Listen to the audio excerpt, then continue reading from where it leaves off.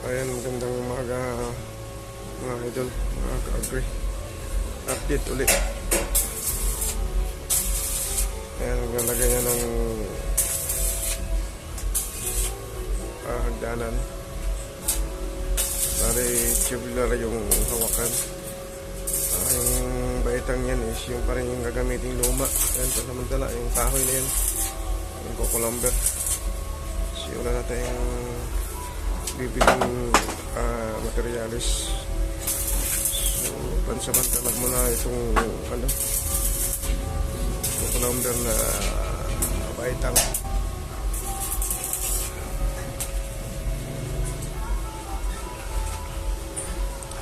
Malaki pa yung nakaining budget dito. Tayo, ubusan na tayo ng budget. Nakabang ko yan dito para dito sa sa gilid kasi ano na to, tanggal na to eh. Ayan, babaguhin pa yan dyan kasi ito na, babagsak na, naanay.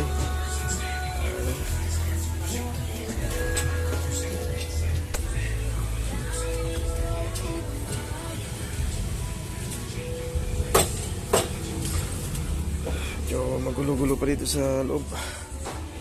At least tapos na yung ano dito sa may asintara ito sa gilid. Tapos na rin yung panstig natin yan, circular.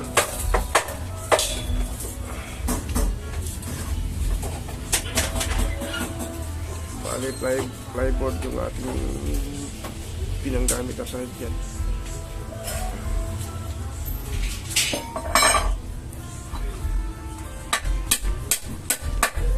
Pero pulo pa, di pa maayos.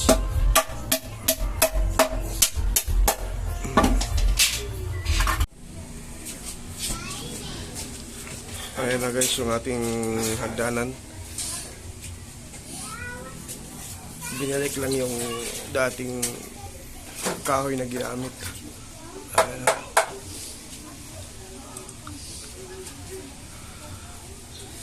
Yan lang yung nakayanan ng ating budget.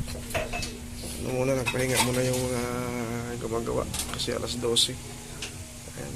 Katapos lang din mag-lunch.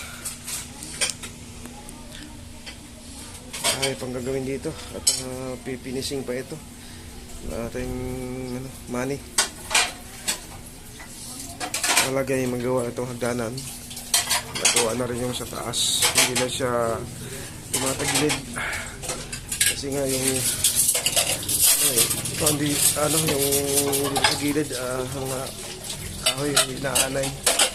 Ito ang kabila sira pa yan, ayusin pa yan.